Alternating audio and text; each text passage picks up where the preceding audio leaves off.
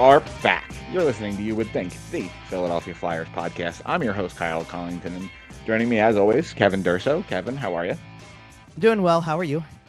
I'm doing okay. Obviously, if you follow hockey in the slightest, we're going to be starting on a little bit of a heavy note today. Before we dive into that real quick here, follow us on our social medias. We're at YWT Podcast. Kevin is at Kevin_Durso. We're, during the season, we're here every week for your Flyers needs. In the off season, we're a little less, but we're getting back to that regular season pretty soon here. So check us out, subscribe, follow along. It's going to be a really fun season. So, okay, transitioning into the actual kind of the show itself here. There's only really one topic. It's Johnny and Matthew Gaudreau. If you're listening to the show, you're enough of a hockey fan to know who they are. You're enough of a Flyers fan to know what the Gaudreau family meant to the South Jersey, Delaware Valley area. This has been a really tough one, Kevin. Death is obviously a natural part of life. That is part of the cycle. That is how it all goes. And we hear about celebrity deaths all the time, and even unfortunately, we do hear about the occasional athlete death. But this one's different. We all know why, right? It's the local roots. It's the hometown touch. It's man, there's layers upon layers upon layers upon layers to this story, and we are going to dive into it here. But just off the top here, Kevin, where were you kind of when this all started? When how did you experience this news? So, yeah, I mean, first of all, for anybody who's watching on our YouTube channel, you see my shirt today. Yep. I will say right off the bat, I know the shirt has a number on it that is representative of one portion of this. I don't want to take anything away from Matthew in this because that's Absolutely. equally a huge loss for the community and that they are a part of the hockey community in general. There's a lot of tributes to Johnny around, kind of like this shirt I'm wearing has a 13 on it. I have a picture of Johnny over here now that I've put up in the office as kind of a tribute going forward because to just give context for people, and people who are watching can kind of see the picture. I'm pointing at it right now, but he's in color and everything around him is in black and white, and he's celebrating a goal. He's got a big smile on his face, and I think it's just so representative of him. Like, it just seems like a guy who just loved the game and loved what the game meant to him, that kind of relationship that he had with it. So yeah, I mean, I was completely shocked and saddened by it. It definitely puts a whole lot into perspective when you hear news of death in general, like you said. But when you start, like, the first thing that jumps out to me usually with these types of things is 31-29. The ages hit you right away. That's perspective. Well, first of all, and I'll get kind of into more of this a little bit later, but I didn't find out until I woke up on Friday morning after it had happened. So I needed a few seconds to begin with to process what I even woke up to. Once I did, and I hadn't really still fully processed it, but once I had a grasp on it, even in the slightest, I wrote a story because by the time, it was worth writing a story. Normally, I don't think I would be writing on something like this. I don't usually write about players on other teams or anything like that too often. But this was a South Jersey-born player who became an NHL star. His brother was very well known. Right. Well, and his brother was well known in the community too, like I said. So Matthew was well known. And I'm covering hockey in general for 97.3 ESPN in South Jersey. And same with Sports Talk Philly. I mean, it's both. Like, it covers a certain area. It's that area, Delaware Valley. There are going to be readers who are from his hometown, who knew him directly. No mention of it at all is criminal. So I do what I have to do with that. And once I posted the story, there were a few thoughts I had from the rest of the day that just kind of kept coming back, and they've been coming back for 2 weeks at this point. Yeah. And by the way, I do want to mention, just kind of before we're kind of diving into this, I understand that death is a very uncomfortable subject. If this makes you sad, if you don't want to listen to this is really, It's really, really sad. And we're not going to beat around the bush on some of that stuff. Mhm. If you'd like to skip this portion of the section of the show, please feel free to jump ahead a little bit. We will talk some Flyers. We have some rookie camp stuff, but Mhm. this is too important, right? This is Sure. more than the game of hockey. Well, because like you said, like it's people who know people from his area, just people from his area who are reading my stuff, people who knew him. We both can say that to an extent, right? Sure. Like I'm gonna get into my connection with him in a few moments because like I definitely go there. I went there pretty quickly in the thought process. Did you want to, before we dive into that part of it, did you want to just rehash any bits of the story like you'd said at the top, Yeah. just so we're off of that? In case you somehow haven't heard what happened, I'm just going to blow through it real quick. I'm Yeah. not going to dwell on details Most here. people have, but yeah, just a quick Yes. synopsis. Essentially, Johnny Gaudreau and his brother, along with their families, wives, kids, etc., were all kind of gathered in town for their sister's wedding. The evening before the wedding, I'm not sure if they had done the rehearsal dinner that night or the day It before, was. whatever the situation. Yep. Okay. Johnny and Matthew, or John and Maddie, as their friends and family knew them. I will not refer to them for the duration of the show as that because I did not know them like that. But Johnny and Matthew Gaudreau decided to go out for a bike ride. Long story short, drunk driver attempting to pass another car struck and killed both of them. They were pronounced dead on the scene. That's kind of the truth of it, the nature of it. Mhm. It is supremely unfortunate. There is never an excuse to drink and drive. That's the end of it, man. There's no more to it than that. Yeah, There that's the end of it. Exactly. there was, not even going to say may, there was a little bit of irresponsible journalism. That I have that for later too, so we I was don't going need to to say talk that about that part. we'll touch on a little bit later. I heard a bit of a rumor before I went to bed based off of that irresponsible journalism. Shortly after I woke up in the morning, I saw the confirmation news. Right. And at that point, obviously, you believe it Sure. Well, because sure. I There's a mean, statement. yeah, man. When the Calgary Flames make a statement, when the Columbus Blue Jackets make a statement, when the agent makes a statement, Yeah. I mean, yeah, that's it. Sure. So first and foremost, I thought about the Gaudreau family and all of the details around the story that make it harder to digest and harder to process. You can take the hockey element out of this story because it's sad enough when you even without that part of it, that they were well known for that purpose and all that stuff like that. Like, take that out of it. If someone had just come up to you and said, here's a family that lost two sons and brothers, both were husbands. Johnny and his wife Meredith have two kids, one who was just born a few months ago. And and here's an addition to my notes, because at the funeral service on Monday, Meredith revealed that she and John were expecting their third child. Yep. Matt and his She's wife were 9 weeks expecting, pregnant. yeah, and Matt and his wife are expecting a baby. That's already enough to break your heart as it is.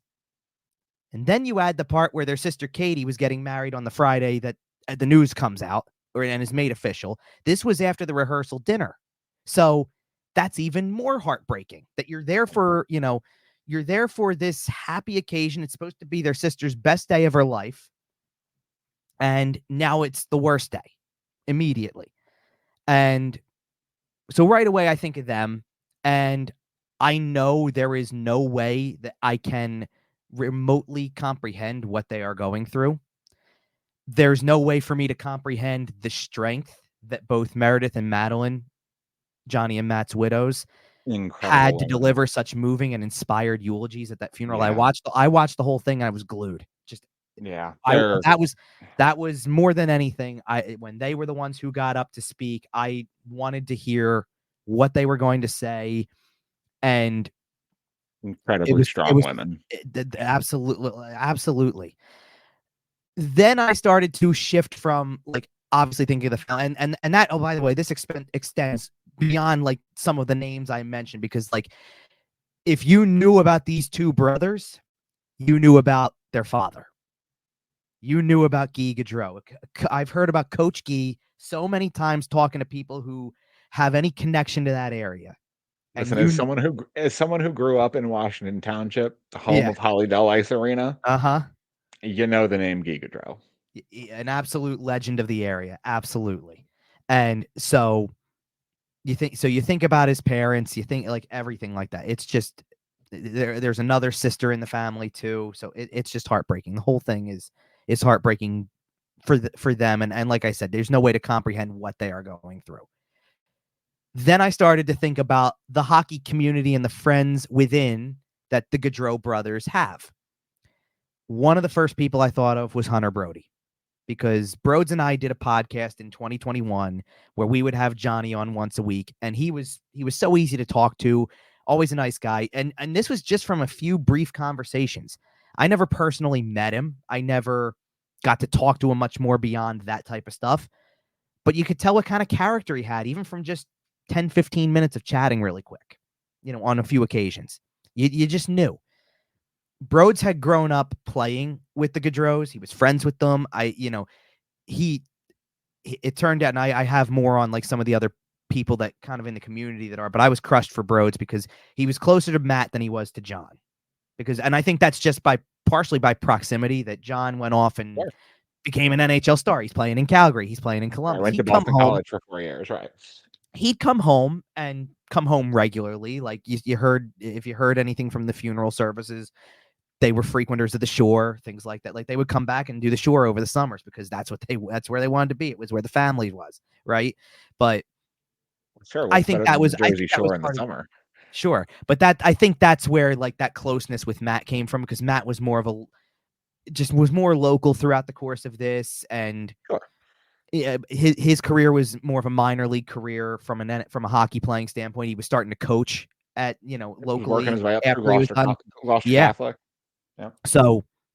But I was crushed for Broads. I thought about guys who had played with either of the brothers. Mm-hmm. One of the first that came to my mind was Kevin Hayes, just because he already had to go through tragedy with the loss of his brother. Now, he obviously.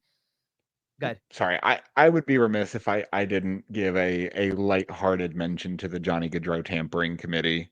It's a joke I made on this show for 2 full years essentially, and it's Kevin Hayes, it's Patrick Brown, it's all the Boston College guys that happened to come through here in the lead up to Johnny Gaudreau's free agency, right? Like that was kind of the prelude to it all, and. So yeah, my first thought was also immediately Kevin Hayes, because not only is this one of his best friends on planet Earth, but exactly, like you mentioned, his brother, 2 years ago?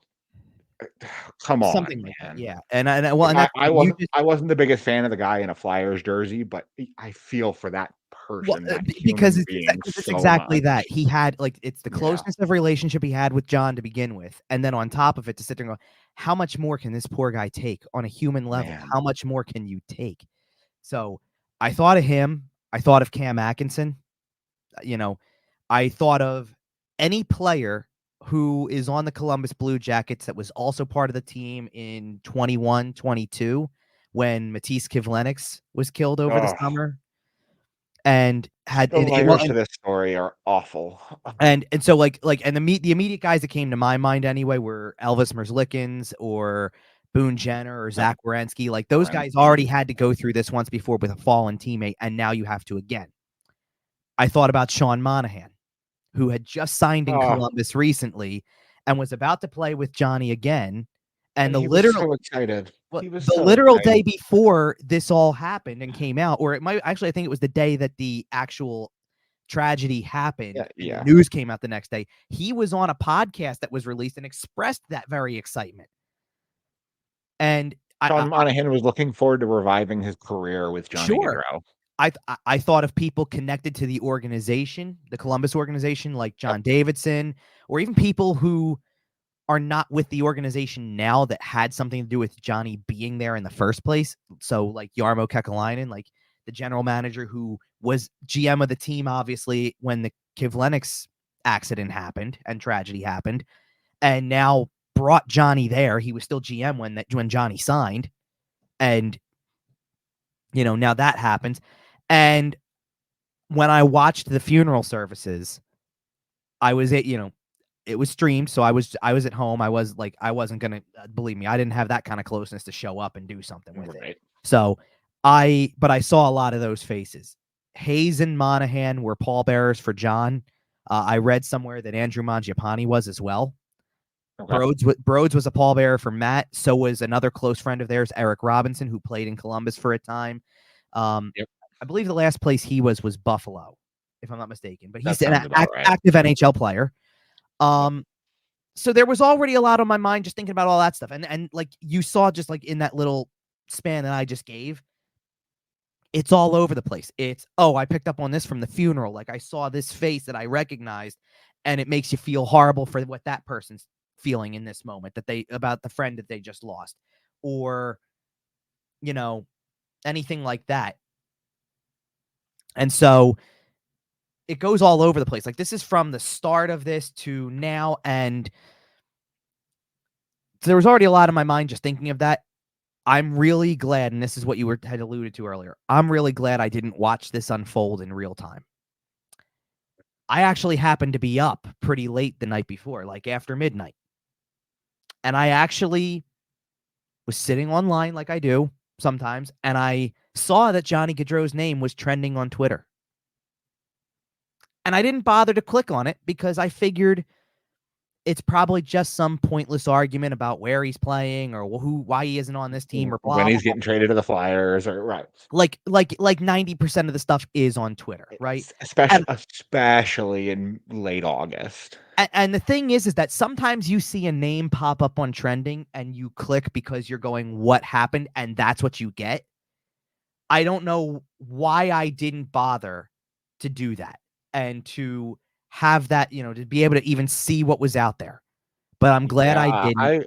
I would say be glad you didn't. Oh, I'm so glad I didn't, because I didn't find out about it while it was still in the reported and rumored stages. I just woke up to, here's the statement, here's the announcement. I opened Twitter, and in this order, or roughly in this order, I saw, here's Columbus's statement, here's Gary Bettman's statement, here's Mike Greenberg on ESPN's Get Up announcing it, and here's the clip.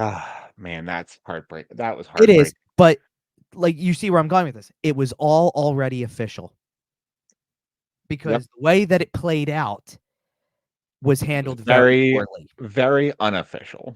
Was very poor. It was just handled very poorly. It really drives home, like, it. Ironic that this was a topic on our last show, so I'm going to drive home the point, because it really this in itself drives home the point. It really drives home the point that I made on the last show about not living your life on social media. Oh man, you're not wrong. Like, one, living on social media and feeling obligated to comment on everything or give your thoughts on everything or whatever, it can also get you in trouble. Yeah. And two people lost their lives that night, and we're supposed to be enjoying the finer moments in life. Like, there's going to be, like, there's an element, and I don't, again, like I said, I can't comprehend what this family is going through that has been torn apart in a way that is just inconceivable. But there is an element for this family that is taking comfort in the fact that it was two brothers who are closer than ever, out together, riding their bikes, bonding, and it was the night before that, like, even though the night before their sister's wedding is heartbreaking, celebrating a joyous occasion. They are there for the family, as they always seemed to be. And there's some sort of comfort for the family, if you can find any in the situation, and you're trying to, certainly. That's how grieving works. Is that they were together. Like, everybody is sitting there and coming to the same conclusion that it couldn't have been just one of them. Like, it feels like they were destined to go together. That's how connected they were. They were connected at the hip everywhere they went. That was the way that it was. And if you want to honor these two in any way, I think it would be to live life with the sense of family and community that they both had. You may think that you have community with the people you interact with online, and to a degree you do. Like, we're all sports fans, and in our circles, it's more Philly sports than anything, and that bonds us together. But there is nothing like the circle of people that you have in your corner for everything else, for what the computer and the internet and the social media platforms don't get to see. That is stronger than anything. And that, to me, is what's more important here. And so the way that it played out, I'm not going into full details on the way it played out. Well, real quick, I did just want to mention there was some irresponsible journalism. I know I mentioned that a little bit earlier in the show. Mm-hmm. There was apparently, and thankfully I did not see this information. Apparently, there was also a leaked report that had come out, and This is the thing about the there's all notepad. yeah, there's all sorts of leaky, dirty information there. But if we're talking about social media, Yeah. the biggest issue with what happened, and thankfully the journalist who did this seems to have lost their access to a platform, and I am grateful for that. It seems this is why we verify stories. This is why we double check things. This is why, and here's the most important part, Mm-hmm. we allow the police to notify victims' families before we Yes. tweet things. Well, that was the biggest problem. This isn't about access to information. This is Sure, right. because I've heard it said already before. No one's upset when Frank Saravalli knows something first, but we know he did it the right way. Well, yeah, you know how you know people did it the right way? Because did you see a single national hockey reporter have anything out? This is a local story. Did you see a single local reporter have anything out? Realistically. Oh, and I'm sure people got text messages. I'm sure they did. But they were too responsible because they know how this works. They know that the correct move in this situation is to not have the first tweet. It's to allow the family to be notified personally. Right. So, and that's all I wanted to say on yeah, that. and I don't have too much more on this either. It's like that was a lot of my thoughts. I don't want to, like I said, I don't want to harp on that thing. This is more about the memory of these two people, of course, and people more than I'm saying people more than players. It's really fun. Like it's funny because you sat there and you said a couple minutes ago about how you're not gonna, like you said, everybody, like you're seeing all these posts, all this stuff, and it's John and Maddie, right? And you can't go there because that's not my name for them. Well, because not only that, but it's like thousands of other hockey fans out there. This is Johnny Hockey, right? Correct. I had maybe a couple of conversations with the guy and heard, from talking through Broads and things like that. You came to know pretty quickly that away from the rink, it was John. And sure. And I started doing the same thing. It's like, because that's the way that it was. Like that's. And it became natural, like as much as like you're sitting there and believe me, it was funny because the whole free agency thing for him came way after that. Like after we had done the show and things like that. So in the back of my mind, I'm going, when every time I go on the air and talk, it's still Johnny Gaudreau. That's you got to call him Johnny, right? Well, because that's what's going to show up in the box score. That's how you're going to see. That's what the graphic on TV says when he scores a goal. But when it came down to just having general conversations, it was, well, John's John with this and John's doing that or whatever. You know what I mean? Like it was that. And like you knew, like I had heard, through Broads, I had heard things about both of, I think about both of their weddings. I had heard things about both of their, about the way their families were and things like that. We had even done it. I remember even doing a spot where briefly, John's wife came up as part of the conversation because it was something about cooking or something like that. And you could just tell by him saying her name that he was beaming. Like we were doing this over the phone, so I don't see him, but you could just tell he's beaming. Like, and that's the thing about Johnny Gaudreau is I didn't know him, right? I was even a step further removed than you were. I never met him. I was 1 degree separated, right? We had Mike, former podcast host Mike, who played against him growing up. And, I have all these connections just from being in South Jersey and being vaguely around the hockey scene. Like I know all these people who know him, but I never got a chance to meet him. Mm-hmm. But it didn't matter because I feel like I knew him. And I feel like I knew him in a very healthy way. Sure. He is a hockey player who has a personal, private family life. And I did want to say 2 quick things. One, he had the personality, and there are some guys around the league who have reputations for being good guys, for smiling all the time, for loving the game of hockey, for for those people who hockey is not work, right? Who it is their love, their passion, their joy. And you could tell while he's at the rink playing the game he loves, Johnny loved it. And then the other thing I wanted to mention is how much of an inspiration he was for every person built like him. Absolutely. Right? If Johnny Gaudreau doesn't come along, is Alex DeBrincat a 40 goal scorer? Is Cole Caulfield a top 10 draft pick? Go down the list, right? You even had Cole Caulfield change his jersey number to 13 Exactly. in honor of Johnny Gaudreau. It was past the whatever the deadline is for players to change numbers. An exception was made. He will wear 13. Yep.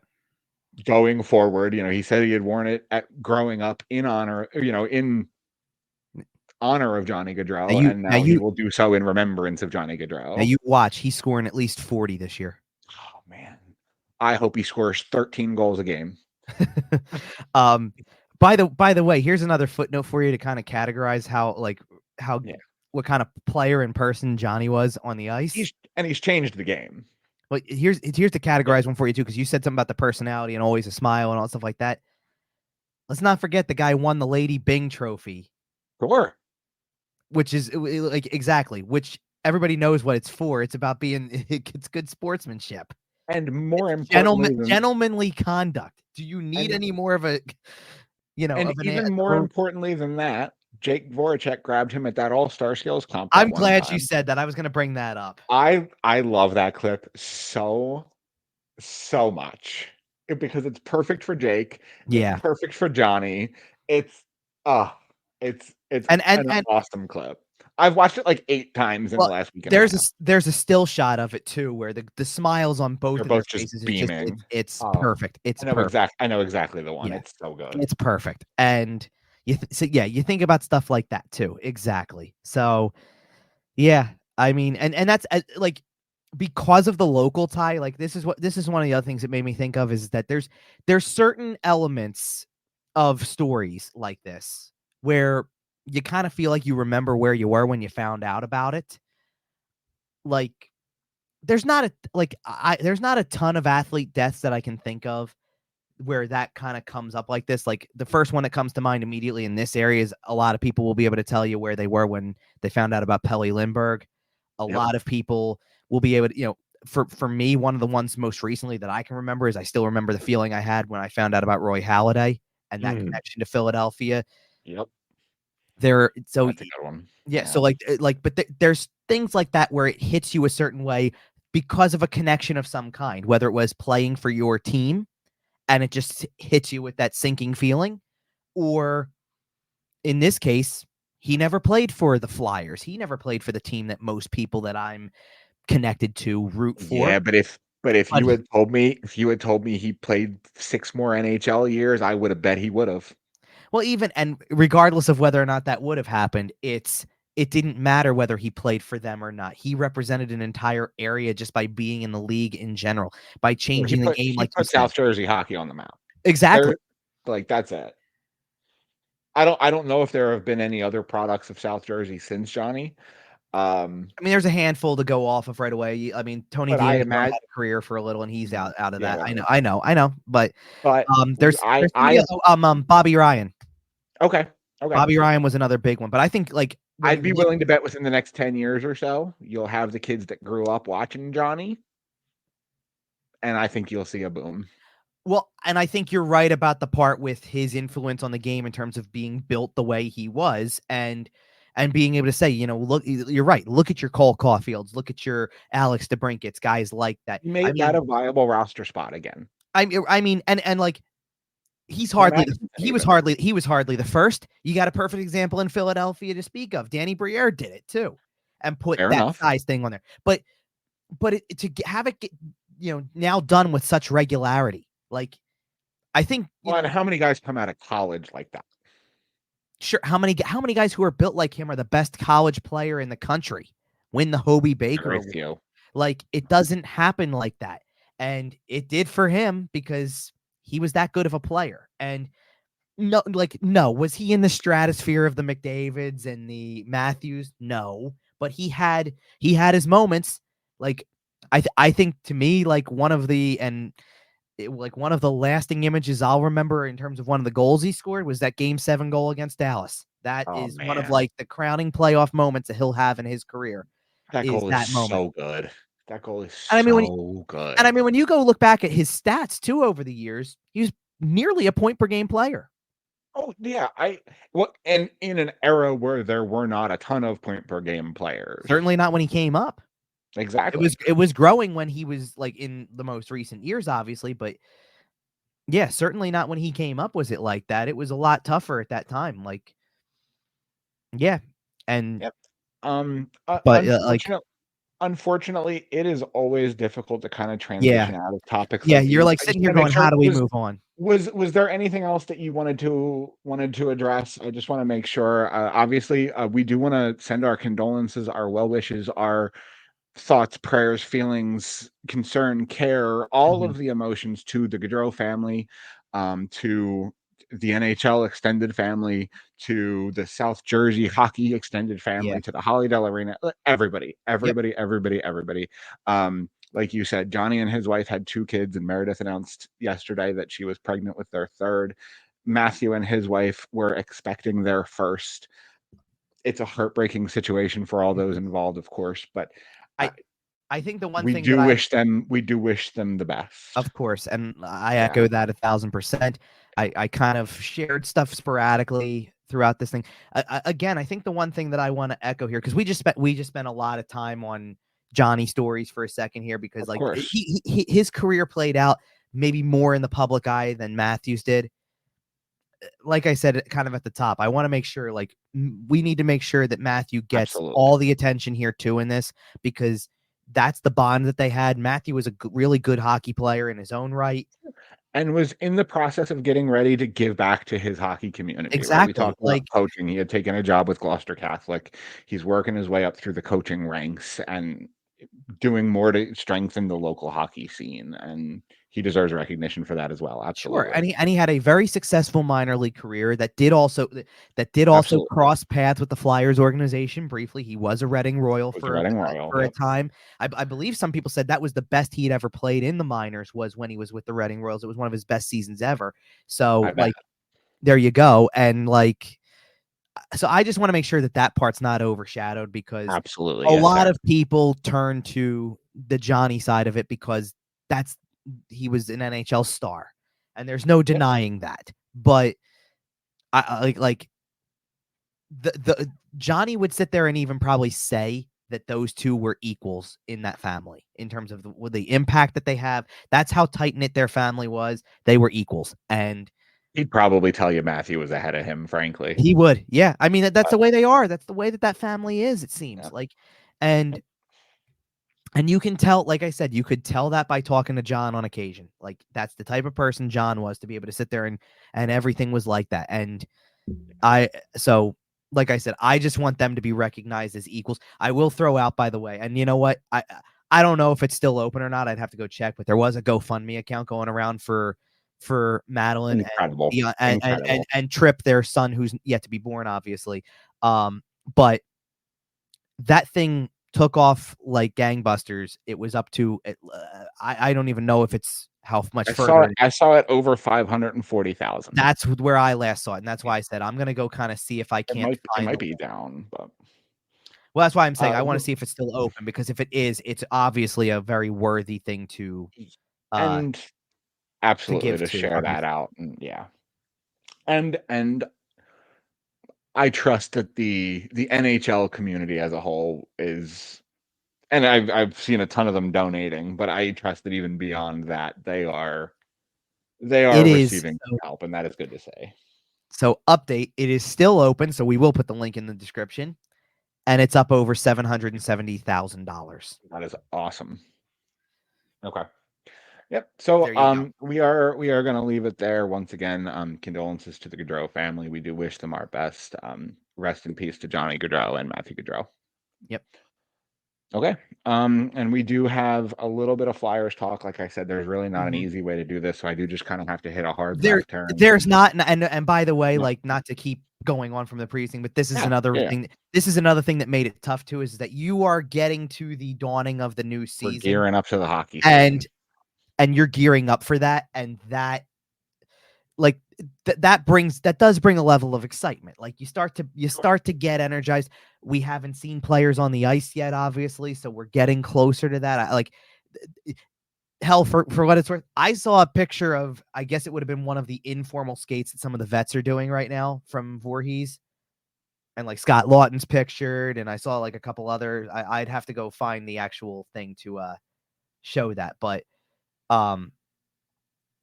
just in general, like, you see that and it's like, okay, we're getting close to that. Yeah, who else is in these pictures? Cam York is in a picture, I see, and then that's Morgan Frost, and Joel Farabee's behind him, and that might be Eric Johnson in the background, kind of blurred out a little bit because they're focused on the foreground. But you start to see, like, you see more faces and you see more people, and it's like, okay, we're getting closer to Voorhees is that. starting to fill up a little bit. Yep. Well, and that too, when you start to see more people involved, and you go, oh, this person's already here, and this person's here, and this person's here. And like, I think earlier in the offseason when we talked also, it was like, I don't know if Garnet Hathaway left, because it seemed like he was always there anyway to do stuff. So it's like, did he even leave town?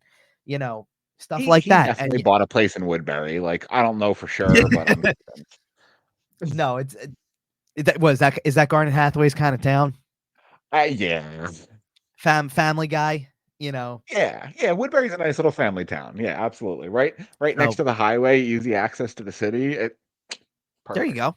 So I think of, like, but so like, you see stuff like that and you're starting to build up towards it. We've got a little ways to go. We're going to get another show in before we actually get to the vets and some of like the training Yeah. camp storylines.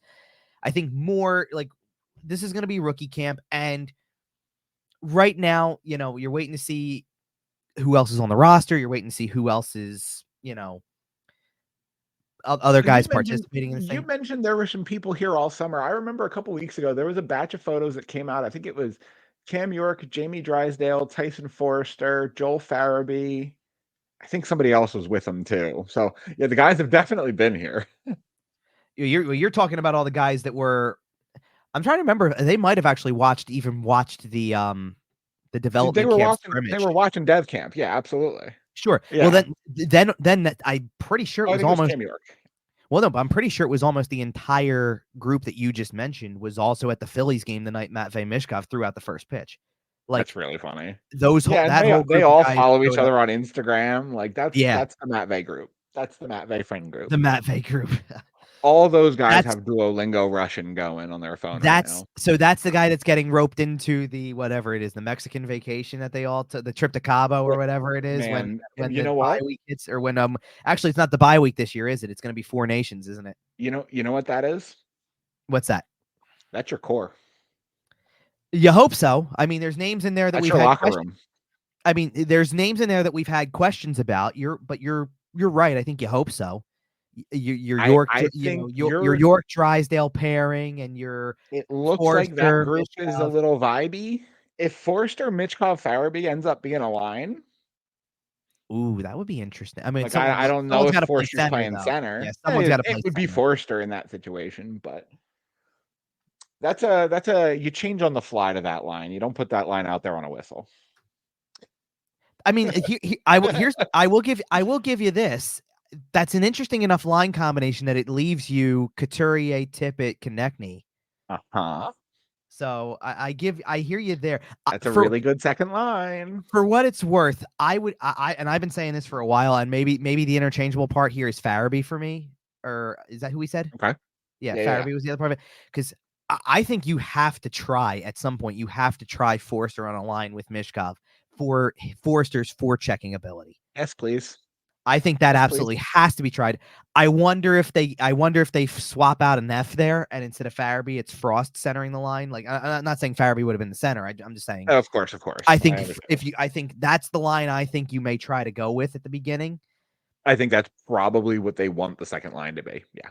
but we'll see. I don't know. And see, you just said second line too. I don't know if they even can. Who knows? Maybe Michkov considered something more than that. We'll have to see. I mean, if Matvei Michkov walks in right away and forces John Tortorella to play him first line minutes, I'm not going to be sad about it. No, I wouldn't be either. So, and here's the thing, like, and that I'll tell you one thing. If Matvei Michkov walks in and forces John Tortorella to give him first line minutes, the Philadelphia Flyers win a playoff round this year. We'll see. We will see. September all right. 10th, 8:35 p.m. Yep. Take your note. Mark take your it. notes. Yep. Take your note. Put it down on the calendar. I got you. I mean, and listen, that's a big if. I understand. Well, and that's so we're like, this is really a short little, like, with the banner underneath for this one, because yes, rookie camp opens this week. What is rookie camp really going to be all about, though? There you go. It's your first look at Matvei Michkov. Now, I had seen somewhere that Michkov is only playing in one of the 2 rookie games this weekend. That makes sense. I don't need some big ugly Islanders rookie trying to Rangers make a spot. Oh, is it the Rangers this year? It's Rangers. Islanders, whatever. I don't need some big ugly New Yorker trying to make a name for himself. Well, you don't need what you don't need, because this is exactly the type of guy who would have played in this maybe a year or so ago. You don't need the next Rempy. Right, you don't need the next Matt Rempy coming out and doing something. Exactly. I'm not saying that I'm going to make a name for myself and kill this Russian child. Kind of, yeah. I mean, but this is correct. You play him in one game. That's how you treat your superstar in this situation, right? And I want him to get 2 or 3 preseason games for sure. Well, by that point, you're ramping up, and you've got it. Like, this is like, and Nick Delorier can play on the other wing just in case. Fair.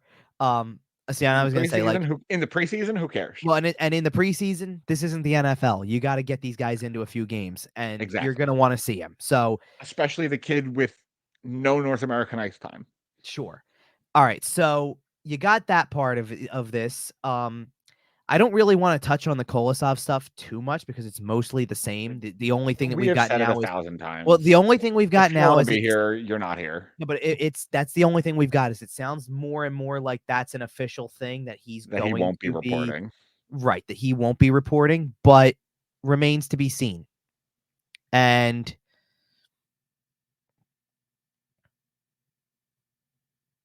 so I don't know yet. I mean, that's it for him. Is all I've seen is that I think he started working out with a team in Minsk, I want to say. I think he showed up to Dynamo Minsk's camp, and that was kind of him essentially saying, "Well, I'm not going to be at the Flyers camp." Right. I don't know. Maybe something changes that surprises us. Maybe it doesn't. I have no idea. But okay, I'm not like.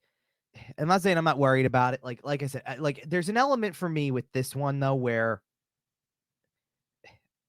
because I remember I said as soon as we find out he's not coming, then we've got a reason to criticize the Flyers more as an organization. And we still do, because it's still twice it would happen, right? There's a key difference, though, and PHLY did a whole big segment on this recently within the last day or so. And there's a really good point that was brought up about leverage, because the one thing when it happened with Cutter Gauthier is Cutter Gauthier had no contract. He had no reason to be loyal to the Flyers, because he had signed a piece of paper that says you are a Flyer. He was, as far as we're concerned, all he did was sit there and they selected him. Right. And as far as we know, the only other thing that he was at that time, or at that time, as far as we know, it's the only other thing he was at the time was a member of Boston College. Yep. That's as far as it goes. You have the right at that point to sit there and say, I'm not signing. Kolosov signed a contract, and that's the angle, and that's the angle the Flyers are coming from, which is, hey, listen, if you don't want to play, we're not just going to sit here and say, yeah, we'll loan the contract back to your KHL team or another KHL team. We're not going to do that. And more importantly, we're not going to allow you to dictate what happens with your contract. You signed a contract. Well, it's honor your contract. Well, no, it's a little different, because in this case, he could pursue, and this was the point PHLY made, he could pursue, Dynamo doesn't have, maybe they've already signed a bunch of goalies, they were gearing up for the season without him. It was fairly recent. They just signed another guy. I think they had just signed another guy who was 29 or something like that. And so it sounds like they're preparing to not, or at least they were preparing to not have him either. Well, So sure. Kolosov could go out there and look for another KHL team and say, I'm going to sign, or I want to sign with this other team. And it becomes kind of another Fedotov situation again, where For the now IAHF rules. with those rules, but now it gets involved where now there's going to be this back and forth again about who's right, who's wrong, whatever. And they could sit there. If you remember in that situation, the IIHF said the Flyers contract, and the KHL went, no. But see this, okay, but that was the point, was that's the battle you're going to go through, where it would be somebody in the KHL is going to have to stand up for you and say, no, you're playing here and we said so. Yeah, it turns out the KHL will do that. And well, they will, but someone brought up during their show, like on PHLY, someone brought up on their show, a commenter must have brought up something about Fedotov had been in the Olympics for Russia and had, like all this type of stuff, like had done a bunch of stuff with them on a national level, that he and was an elite KHL goaltender that was like, yeah, we want him. Like his KHL team had gone to their version of the championship and come up just short, I think, with him playing extremely well. So they were going to battle like, no, we want him here. Is that still the Gagarin Cup? It might be. Yeah, I didn't go that far with it or whatever. I think it's the Gagarin Cup, but anyway. But either way, like Kolosov does not have that level of experience even to maybe warrant that response. So a KHL team has to back him up to say you're playing here. And short of him requesting a trade and having his rights move, which then would really put a lot on the organization for, well, you got a kid to say, like, that's the one thing that I feel like we don't know yet about this story, is there's nothing out there about he won't play for the Flyers. As far as we know, he doesn't want to come over.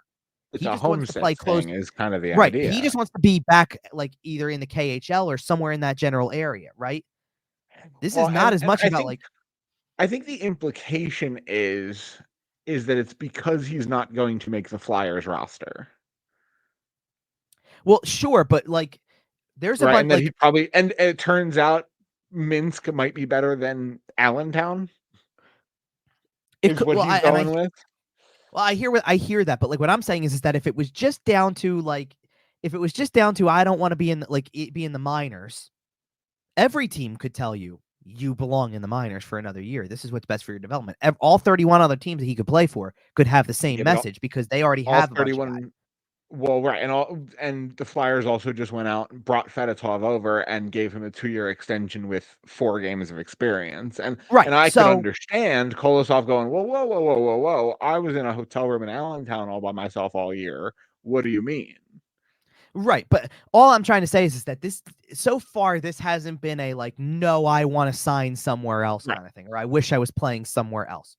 Like if the Flyers took the step to terminate the contract and said we're just getting rid of it, it's never going to happen, end of story, and then he pops up with another NHL team, that's a huge loss because then it says it's all about you. It had to do with the organization in some way. Not so much. This isn't Flyer specific, is what you're saying. Well, it doesn't feel like it because by all accounts, everything sounds like the last report that was out there, and Anthony DeMarcos had a lot of this, but a lot of the reports out there are they're going to toll the contract, which is what they did with Fedotov when it was, okay, I guess if we aren't going to have this player, if he's not going to fulfill the year of the contract the way that we anticipated, we don't want to have the year of the contract come off the books then. So we'll toll it down the road, and if he changes his mind, the only NHL team he's playing for is us, because he signed a contract. Right. And that's the way that would go. So that's, I think, what the Flyers are holding to, is that, listen, you can either come to the end, if you want to come to North America, your choice is possibly be in the minors in Allentown, or we'll see if you're good enough to be in the NHL. And right now, earn a starting job. Right. But earn an NHL job at least. Right. Or go down and be your best self and be the starter at the minor league level. But one way or another, go win 35 games with the fans. But like it's not coincidence to me that a team in the KHL who he would have played for has prepared themselves for life without him, and the Phantoms have prepared for without him too, because they've got a bunch of goalies on PTOs basically, or signing contracts, to be prepared for that.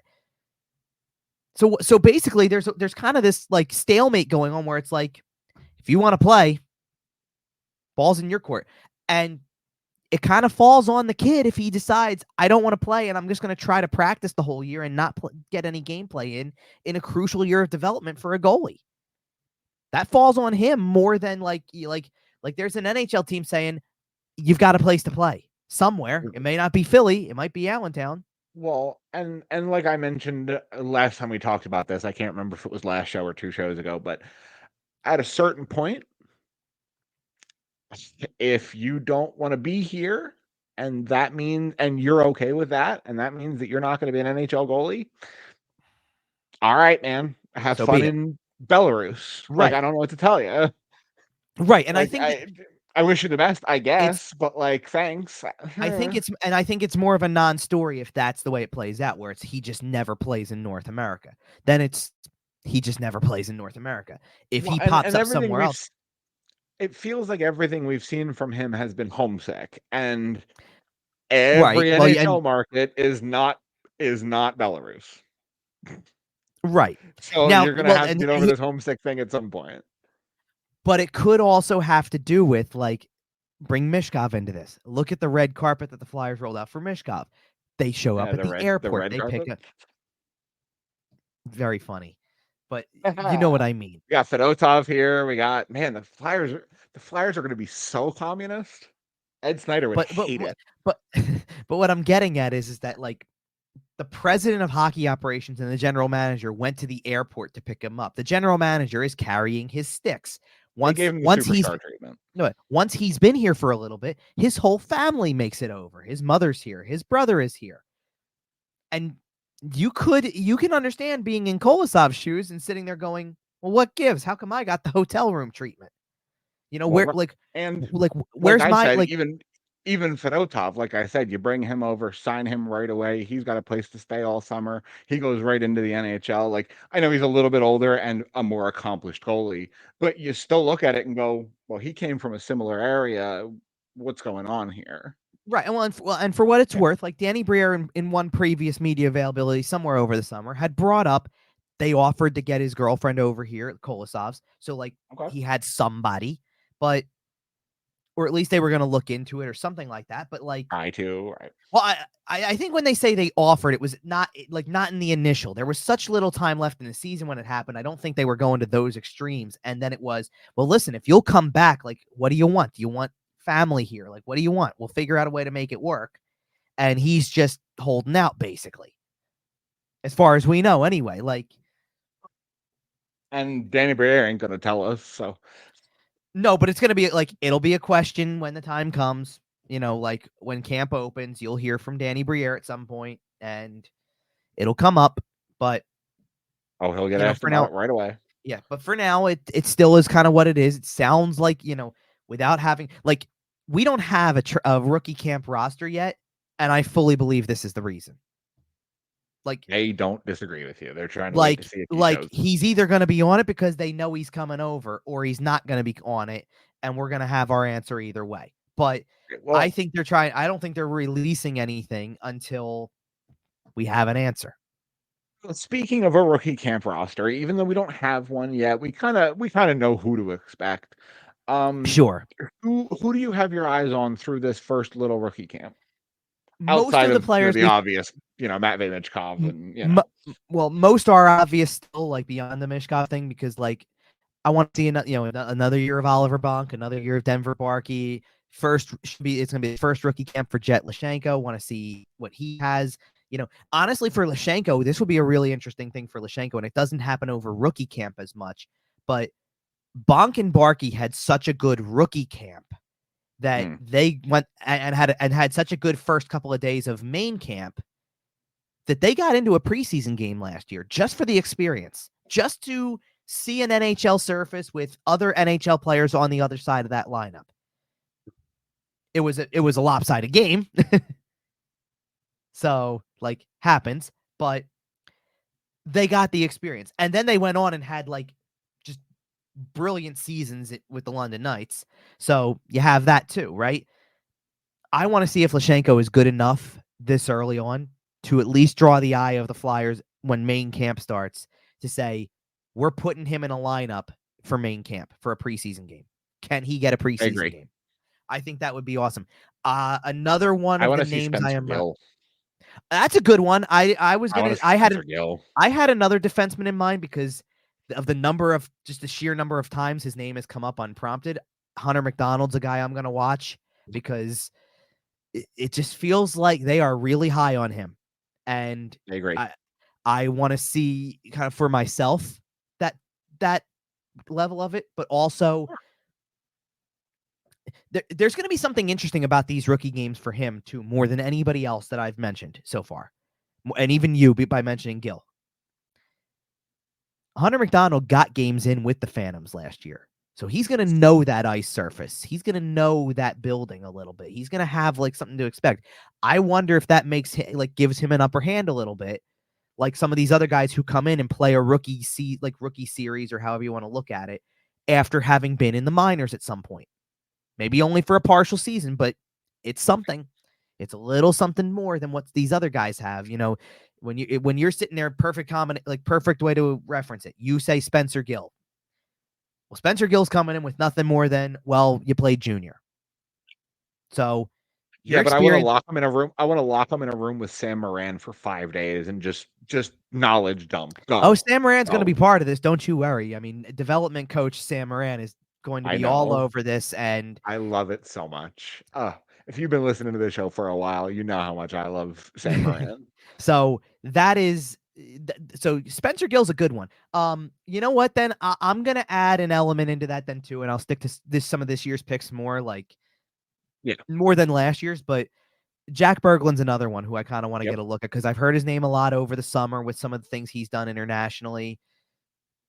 I'd like to see. You know the really important question? What's that? Is this the year Jay O'Brien shows up? Well, no, obviously not. I'm joking. I know. Thank God that's over. I don't need to hear about that anymore. Oh, that's funny. Okay. Any other notes from rookie camp here? No, not really. Okay. Then you know what? It's been a while since we had a show in the 1 hour range, but I think I'm going to go ahead and send us to a wrap here. Was there anything else you wanted to touch on before we get out of here? Nope. We'll get to fairly soon. I would imagine we're going to get fairly soon. We're going to get a schedule for when everything is with rookie camp and then rookie camp and then regular training camp. Right. Regular training. Well, regular training camp will probably be that's going to be the discussion point of our next show because I would imagine if we don't by then, it's pretty close. And on a programming note here, we will be back in about a week here. We're still a little bit irregular here, just wrapping up the off season. We'll be getting back to our normal Sunday morning time slot pretty soon here with a Sunday afternoon or Monday morning release. We'll be doing that pretty shortly within the next couple shows here. But other than that, we're going to go ahead and call it a wrap here. So yep. In the meantime, follow us on social media at YWT Podcast. Like I said, we will be back in about a week with a new episode, so make sure you subscribe on YouTube to get notified when that happens. Follow Kevin at Kevin_Durso. Follow us everywhere you find your podcasts, including sportstalkphilly.com. Yeah, I think that's it, man. Like I said, I don't know what to do with myself. We're out of here in less than an hour, but all right. We'll be back next week. We're only a couple of weeks away from the season. And you know what gets to happen this weekend? There's streamable hockey games on this weekend. With Matvei Michkov in at least one of them. All right. So until then, we'll see you.